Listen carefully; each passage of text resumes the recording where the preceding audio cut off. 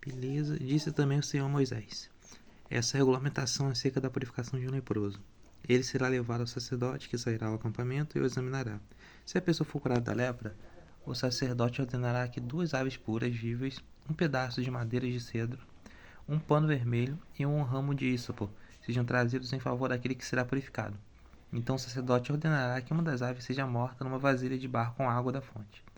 Então pegará a ave viva e a molhará com um pedaço de madeira de cedro, com o pano vermelho e com o ramo de ísopo, no sangue da ave morta em água corrente. 7 vezes ele aspergirá aquele que está sendo purificado da lepra e o declarará puro. Depois voltará a ave viva em campo aberto.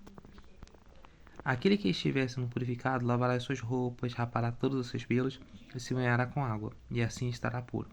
Depois disso poderá entrar no campo, mas ficará fora da sua tenda por 7 dias. No 7º dia rapará todos os seus pelos brancos, todos os seus pelos, o cabelo, branco não, todos os seus pelos, o cabelo, a barba, a sobrancelha e o restante dos pelos. Lavará suas roupas e banhará o corpo com água, então ficará puro. No 8º dia pegará 2 cordeiros sem defeito e uma cordeira de 1 ano sem defeito, com 3 jarros da melhor farinha amassada com óleo, como oferta de cereal e uma caneca de óleo. O sacerdote que faz a purificação apresentará ao Senhor a entrada da tenda do encontro, tanto aquele que estiver para ser purificado, como as suas ofertas. Então o sacerdote pegará um dos cordeiros e o sacrificará como oferta pela culpa. Com a caneca de óleo, ele os moverá perante o Senhor, como gesto ritual de apresentação, e matará o cordeiro no lugar santo, onde são sacrificadas a oferta pelo pecado e o holocausto. Como se dá com a oferta pelo pecado, também a oferta pelo pecado pertence ao sacerdote. É santíssima.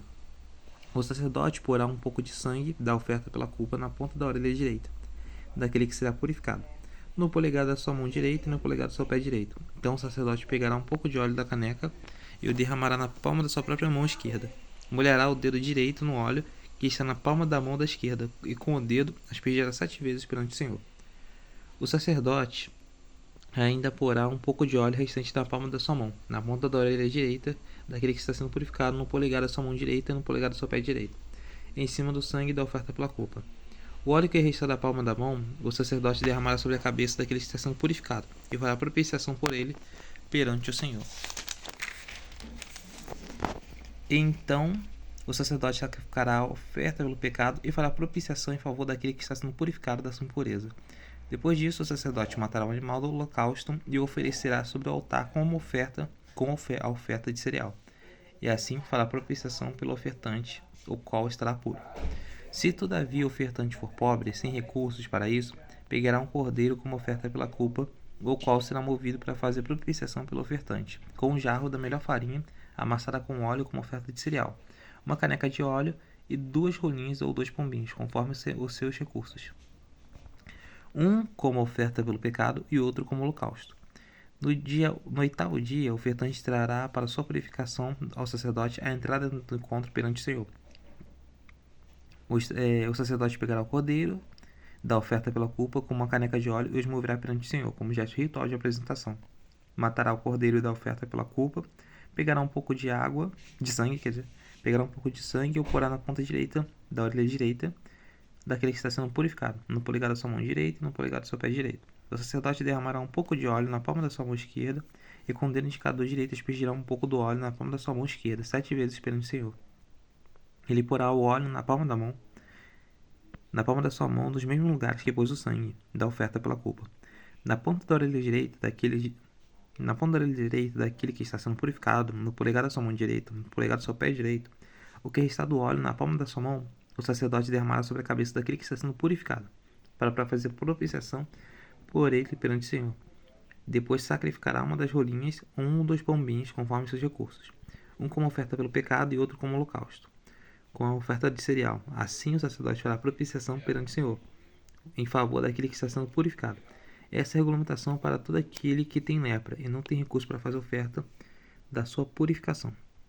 O Senhor disse a Moisés e a Arão: quando vocês entrarem na terra de Canaã, que dou a vocês como propriedade, e eu puser mancha de mofo numa casa na terra que lhes pertence, o dono da casa irá ao sacerdote e dirá: parece-me uma mancha de mofo na minha casa.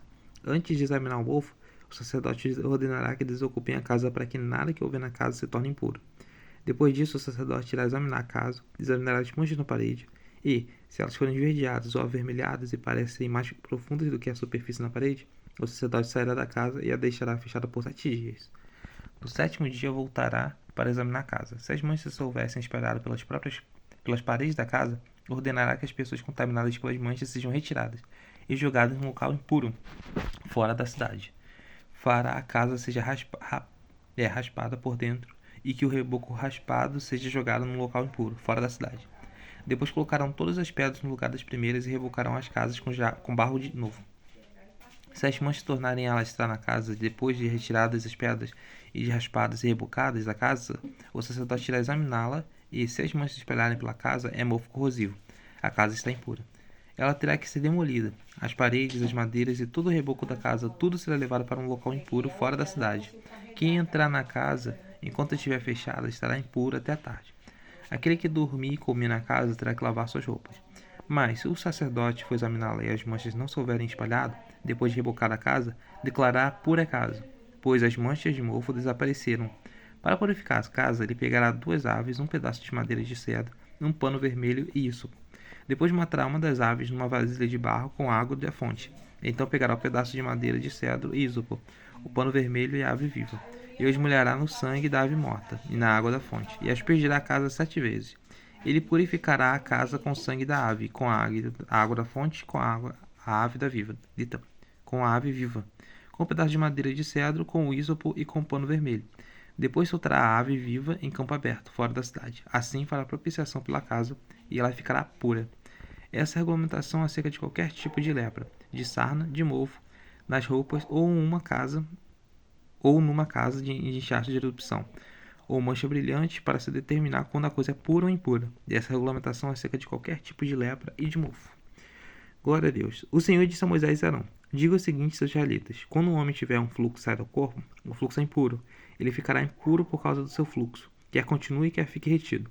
A cama em que o homem com fluxo deitar ficará impura. A qualquer coisa em que se sentar ficará impura. Quem tocar na cama dele lavará as suas roupas, se banhará com água e ficará impuro até a tarde. Todo aquele que se sentar sobre qualquer coisa na qual o homem se sentou lavará suas roupas, se banhará com água e estará impuro até a tarde. Quem tocar no homem que tiver um fluxo lavado lavará suas roupas, se banhará com água e ficará impuro até a tarde. Se o homem cuspir em alguém que está puro, este lavará as suas roupas e se banhará com água e ficará impuro até a tarde. Tudo aquilo que o homem se sentar quando montar um animal estará impuro. E todo aquele que tocar em qualquer coisa que tenha estado debaixo dele ficará impuro até a tarde. Quem pegar essas coisas lavará suas roupas, se banhará com água e ficará impuro até a tarde. Quaisquer pessoas tocadas pelo homem com fluxo, sem que este tenha lavado a mão, lavarão as suas roupas, se banharão com água e ficarão impuros até a tarde. A vasilha de barro na qual ele tocará será quebrada. Se tocar numa vasilha de madeira, Se tocar numa vasilha de madeira, ela será lavada. Quando o homem sarar do seu fluxo, contará 7 dias para a sua purificação. Lavará suas roupas, se banhará com água corrente e ficará puro. No 8º dia, pegará 2 rolinhos e 2 pombinhos, e irá perante o Senhor a entrada dentro do encontro, e os dará ao sacerdote. O sacerdote sacrificará uma oferta pelo pecado e o outro como holocausto, e assim fará propiciação perante o Senhor em favor do homem por causa do fluxo. Quando o homem sair, o sêmen banhará todo o seu corpo com água e ficará impuro até tarde. Quando peça de roupa ou de couro em que houver sêmen será lavada com água, ficará impura até tarde. Quando um homem se deitar com uma mulher, ele sair sêmen, ambos terão que se banhar em água e estarão impuros até tarde. Quando uma mulher tiver fluxo de sangue que sai do corpo, a impureza da sua menstruação durará 7 dias, e em quem nela tocar ficará impuro até tarde. Tudo que sobre o que ela se deitar durante sua menstruação ficará impuro, e tudo que ela se sentar ficará impuro. Todo aquele que tocar em cama lavará suas roupas e se banhará com água, e ficará impuro até tarde. Quem tocar em alguma coisa sobre a qual ela se deva sentar, lavará as suas roupas, se banhará com água e estará impura até tarde. Quer seja cama, quer seja qualquer coisa sobre a qual ela se estava sentada. Quando alguém nisso tocar, estará impuro até tarde. Se um homem se deitar com ela e a menstruação dela nele tocar, estará impuro por 7 dias. Qualquer cama sobre a qual ele se deitar estará impuro. Quando uma mulher tiver fluxo de sangue, por muitos dias fora da sua menstruação normal, ou um fluxo que continue além desse período, ela ficará impura enquanto durará o corrimento, mas nos dias da sua menstruação, como nos dias da sua menstruação. Qualquer cama em que ela se deitar enquanto continuar com seu fluxo estará impura, como acontece com sua cama durante sua menstruação. Tudo sobre o qual ela se sentar estará impura, como durante sua menstruação. Quem tocar alguma dessas coisas ficará impuro, lavará as suas roupas e se banhará com água, e ficará impuro até a tarde. Quando sairá do seu fluxo, contará os 7 dias e depois disso estará pura. No 8º dia, pegará 2 rolinhos, 2 pombinhos, os levará ao sacerdote à entrada do encontro. O sacerdote sacrificará um como oferta pelo pecado e outro como holocausto, e assim fará propiciação em favor dela, perante o Senhor. Devido à impureza do seu fluxo, mantenham os israelitas separados das coisas e que os tornem puros, para que não morram por contaminar com a sua impureza o meu tabernáculo que está entre eles. Essa é a regulamentação acerca do homem que tem fluxo daquele que sai do sêmen, tornando-se impuro, da mulher em sua menstruação, do homem ou da mulher que tem fluxo, e do homem que se deita com uma mulher que está impura. Aqui Deus está falando não só em questão de doença, né, da lepra, mas não morra contaminando a sua impureza, não com a sua impureza no tabernáculo que está entre eles. Ou seja, a santidade do tabernáculo mataria eles, possivelmente, se eles estiverem sem impuro. Então, algumas pessoas não sabem disso, né? Mas no Antigo Testamento, Deus realmente matava, né? Ele não... Tipo, esse lance de você ficar puro, esse lance da Arca da Aliança, dá a entender a Bíblia, até quando o Davi quando vai pegar a Arca da Aliança, quando ela cai, o filho dele vai tocar, e quando toca, é dito que o Senhor matou ele, algo assim, a presença do Senhor matou ele. Então, não vou dizer que é de propósito, não é. Deus é Deus. Mas ele é perfeito. Então eu não vou questionar. Mas assim, se você é cristão, está sendo Cristo e você acredita na Bíblia, isso realmente aconteceu, isso realmente acontece. A presença de Deus, ela tira a vida de pessoas. Quando tem uma grande presença e tal. Até porque ele fala que homem não aguenta, né? Tá no mesmo lugar que Deus. Então isso acontece por isso, alguns. E outros, eu acho que parece que Deus realmente tira a vida. Tem umas pessoas assim específicas. Mas agora quando a pessoa, tipo o filho de Davi, que ele foi segurar a Arca da Aliança na inocente, né? Ele foi tentar segurar para não cair, ele também morreu. Então são coisas assim que algumas eu não entendo tão bem, mas eu sei que tá escrito assim. Então é uma coisa bem curiosa, interessante. O Senhor falou com Moisés depois que morreram os 2 filhos de Arão. Por haverem se aproximado do Senhor, o Senhor disse a Moisés: diga a seu irmão Arão que não entre a toda hora no lugar santíssimo, atrás do véu, diante da tampa da arca, para que não morra, pois aparecerei na nuvem acima da tampa. Arão deverá entrar no lugar santo com um novilho, como oferta pelo pecado, e com um carneiro como holocausto. Ele vestirá a túnica sagrada do linho, com calções também, de linho por baixo. Porá o cinto de linho na cintura, e também um turbante de linho. Essas vestes são sagradas, por isso ele se banhará com água antes de vesti-las. Receberá da comunidade de Israel 2 bodes como oferta pelo pecado, e um carneiro como holocausto. Arão sacrificará o novilho como oferta pelo seu próprio pecado, para fazer a propiciação por si mesmo ou por sua família. Depois pegará os 2 bodes e os apresentará ao Senhor, à entrada do encontro, e se lançará a sorte quando os 2 bodes, uma para o Senhor e outra para Azazel. Arão trará o bode cuja sorte caiu para o Senhor, e o sacrificará como oferta pelo pecado. Mas o bode sobre o qual cair a sorte para Azazel será apresentado vivo no Senhor para fazer propiciação e será enviado para Azazel no deserto. Arão trará o novilho como oferta pelo seu próprio pecado, para fazer propiciação por si mesmo ou por sua família, e ele oferecerá como sacrifício pelo seu próprio pecado. Pegará um incensário cheio de brasas do altar e está perante o Senhor, os 2 punhados de incenso aromático em pó, e os levará para trás do véu. Porá o incenso no fogo perante o Senhor, e a fumaça do incenso cobrirá a tampa que está acima das tábuas da aliança, a fim de que não morra. Pegará um pouco de sangue de novilho e com o dedo os aspergirá sobre a parte da frente da tampa. Depois com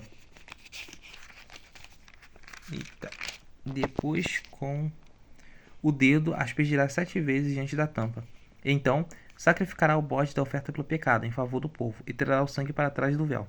Fará com o sangue o que fez com o sangue do novilho, e ele aspergirá sobre a tampa na frente dela. Assim fará a propiciação pelo lugar santíssimo, por causa das impurezas e das rebeliões dos israelitas. Quaisquer que tenham sido seus pecados, fará o mesmo em favor da tenda do encontro, que está entre eles, no nome dessas impurezas. Ninguém estará na tenda do encontro quando Arão entrar para fazer propiciação no lugar santíssimo, até a saída dele. Depois que fizer a propiciação por si mesmo, por sua família e por toda a Assembleia de Israel, depois irá ao altar que está perante o Senhor, e pelo altar fará propiciação. Pegará um pouco de sangue do novilho e do sangue do bode, e porá em todas as pontas do altar. Com o dedo aspergirá o sangue 7 vezes sobre o altar para purificá-lo e santificá-lo das impurezas dos israelitas. Quando Arão terminar de fazer propiciação pelo lugar santíssimo, pela tenda do encontro e pelo altar, trará para a frente o bode vivo. Então colocará as 2 mãos sobre a cabeça do bode vivo e confessará todas as suas iniquidades e rebeliões dos israelitas, todos os seus pecados, e porá sobre a cabeça do bode. Em seguida enviará o bode para o deserto, aos cuidados de um homem designado para isso. O bode levará consigo todas as iniquidades deles para um lugar solitário, e o homem soltará o bode no deserto. Depois Arão trará a tenda do encontro, tirará os santos Não. Depois Arão entrará na tenda do encontro, tirará as vestes de linho que usou para entrar no Santo dos Santos e as deixará ali. Ele se banhará com água no lugar sagrado e vestirá as suas próprias roupas. Então sairá e sacrificará o holocausto por si mesmo e o holocausto pelo povo, para fazer propiciação por si mesmo e pelo povo. Também queimará sobre o altar a gordura da oferta pelo pecado. Aquele que soltar o bode para Azazel levará suas roupas, lavará suas roupas e se banhará com água, depois poderá entrar no acampamento. O novilho e o bode da oferta pelo pecado, cujo sangue foi trazido ao lugar santíssimo para fazer propiciação, serão levados para fora do acampamento. O couro, a carne e os excrementos deles serão queimados com fogo. Aquele que queimar lavará suas roupas e se banhará com sangue. Depois poderá entrar no acampamento. Meu Deus, se banhar com sangue não. Aquele que queimar lavará suas roupas e se banhará com água. Depois poderá entrar no acampamento. Meu Deus do céu. Misericórdia, a pessoa se banhando com sangue. Se banhar com água. Meu Deus, né, Matheus? Eu tô olhando pra mim mesmo errado, velho. Meu Deus do céu. Tô olhando errado o bagulho aqui. Para. Ah, velho. É porque acabei de acordar. Este é um decreto perpétuo para vocês no 10º dia do 7º mês. Vocês se humilharão e não poderão realizar trabalho algum, nem natural na terra, nem estrangeiro residente. Porquanto nesse dia se fará propiciação por vocês, para purificá-los. Então, perante o Senhor vocês estarão puros de todos os seus pecados, e este lhes será um sábado de descanso. Quando vocês se humilharão, é um decreto perpétuo. O sacerdote, que for ungido e ordenado para suceder seu pai, como sumo sacerdote, fará propiciação por as vestes sagradas de linho e fará propiciação pelo lugar santíssimo, pela tenda do encontro, pelo altar, por todos os sacerdotes e por toda a assembleia. Este é um decreto perpétuo para vocês. A propiciação será feita uma vez por ano, por todos os pecados dos israelitas. E tudo foi feito conforme o Senhor tinha ordenado a Moisés. O Senhor disse a Moisés: diga a Arão e seus filhos e a todos os israelitas que o Senhor ordenou qualquer israelita que sacrificar um boi, um cordeiro, um cabrito, dentro ou fora do acampamento, e não trouxer a entrada do encontro, para apresentá-lo como oferta ao Senhor, diante do tabernáculo do Senhor, será considerado culpado de sangue. Derramou sangue e será eliminado ao meio do seu povo. Os sacrifícios que os israelitas agora fazem em campo aberto passarão a trazer ao Senhor entregando os sacerdotes para oferecê-los ao Senhor, à entrada tendo do encontro, e os sacrificarão como oferta de comunhão. O sacerdote aspergirá o sangue no altar do Senhor, à entrada tendo do encontro, e queimará a gordura como aroma agradável ao Senhor. Não oferecerão mais sacrifícios aos ídolos, em forma de bode, aos quais prestam culto imoral. Este é um decreto perpétuo para eles e para as suas gerações. Diga-lhes todo israelita ou estrangeiro residente que oferecer holocausto ou sacrifício e não trouxer a entrada dentro do encontro para oferecê-lo ao Senhor, será eliminado do meio do seu povo. Todo israelita ou estrangeiro residente que comer sangue ou de qualquer animal, contra esse eu me voltarei e eliminarei do meio do seu povo. Pois a vida da carne está no sangue, e eu dei a vocês para fazerem propiciação por vocês mesmos no altar. É o sangue que faz propiciação pela vida. Por isso digo aos israelitas: nenhum de vocês poderá comer sangue, tampouco o estrangeiro residente. Qualquer israelita ou estrangeiro residente que caçar um animal ou ave que se pode comer, derramará o sangue e cobrirá toda a terra. Derramará o sangue ou cobrirá com a terra, porque a vida de toda a carne é o seu sangue. Por isso eu disse aos israelitas: vocês não poderão comer o sangue de nenhum animal, porque a vida de toda a carne é o seu sangue. Todo aquele que comer será eliminado. Todo aquele que é natural da terra, o estrangeiro, comer um animal encontrado morto ou despedaçado por animais selvagens, lavará suas roupas e banhará com sangue e ficará impuro. Lavará suas roupas e se banhará com água e ficará impuro até a tarde, então estará puro. Mas se não lavar suas roupas, nem se banhar, sofrerá as consequências da iniquidade. Glória a Deus. Meu Deus. É muita descrição, muita coisa. Caraca, que eu sempre canso, velho. É muita coisa, muita descrição. Mas glória a Deus, é a Bíblia. Aleluia, melhor livro do mundo. E é interessante saber que Deus no Antigo Testamento, o pessoal fala: não, é diferente do Novo. Não, não é não. O Novo Testamento e o Antigo ele mata igual. É só você que não leu essas partes. Cara, em Atos, ele mata, eu li, né, aquela parte, ele mata o casal lá por roubar dele. Ele só mata. Então glória a Deus sempre. Aleluia. Mas lógico, ele não manda ninguém matar, né? A gente não aceita, tá amarrado. Deus mata por si só, tipo, morreu. Então assim, assim você não precisa nem se preocupar em, não, você tá falando que o seu Deus mata. Não, eu não tenho controle. Aleluia.